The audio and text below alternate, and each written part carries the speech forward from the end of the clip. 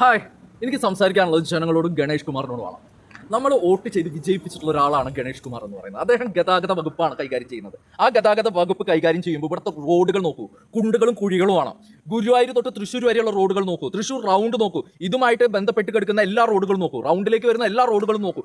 അപകടകരമായിട്ടുള്ള റോഡുകളാണ്, ഓരോന്നിലും കുണ്ടുകളും കുഴികളുമാണ്. വണ്ടികളുടെ ഫിറ്റ്നസ് മെയിൻറ്റെയിൻ ചെയ്യാൻ കഴിയില്ല.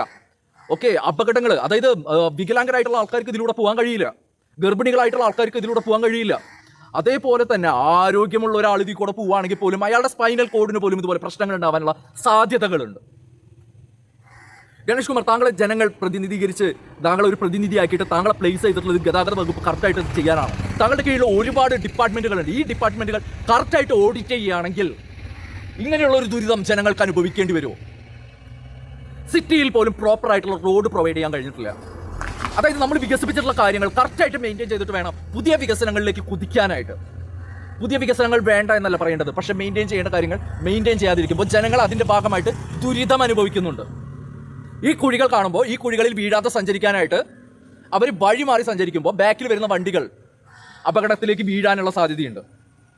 ഈ റോഡിലുള്ള ബ്ലോക്കുകൾക്ക് പോലും ഈ കുഴികൾ വളരെ വലിയ കാരണമാണ്. താങ്കൾ ഒരു കാര്യം മനസ്സിലാക്കേണ്ടത്, താങ്കൾ ഒരു നല്ലൊരു പ്രതിനിധിയായിട്ട് ജനങ്ങൾ അവിടെ പ്ലേസ് ചെയ്യുമ്പോൾ താങ്കൾ അത് പ്രോപ്പറായിട്ട് വർക്ക് ചെയ്യാത്തതുകൊണ്ടാണ് ഇങ്ങനെയുള്ള പ്രശ്നങ്ങൾ, ദുരിതങ്ങൾ ജനങ്ങൾ അനുഭവിക്കുന്നത്. ജനങ്ങൾക്ക് ഒരുപാട് ഫൈൻ ഈടാക്കുന്നുണ്ട്. പ്രോപ്പറായിട്ടുള്ള സർവീസ് പ്രൊവൈഡ് ചെയ്തിട്ടാണോ mister K V Ganesh Kumar താങ്കൾ ഫൈൻ എന്ന് പറയുന്ന ഒരു സെക്ഷനിലേക്ക് ജനങ്ങളെ വലിച്ചിടുന്നത്? ഇവിടെ ഒരൊറ്റ കാര്യം പറയുന്നുള്ളൂ, ജനങ്ങളോടാണ് പറയാനുള്ളത്. UDF LDF മാറി മാറി ഭരിച്ചിട്ടും ഇവിടുത്തെ ഈ പറയുന്ന കാര്യങ്ങൾക്കൊന്നും യാതൊരു മാറ്റവും വരുന്നില്ല.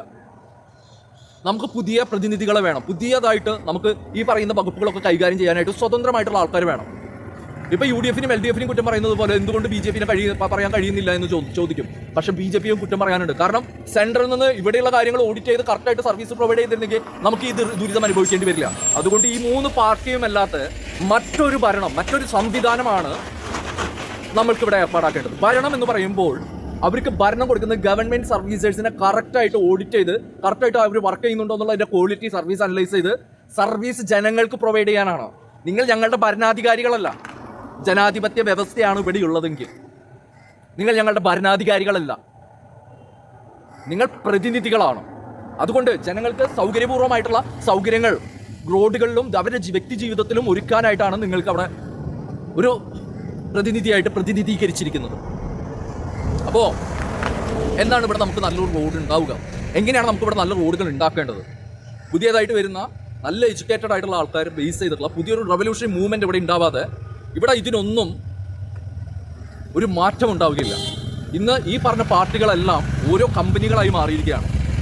ജനങ്ങളോടുള്ള പ്രതിബദ്ധത ഒന്നുമല്ല ഇവിടെ കാണുന്നത് എന്നുള്ളതിൻ്റെ തെളിവുകളാണിത്. അപ്പോൾ ഓക്കെ, ബൈ.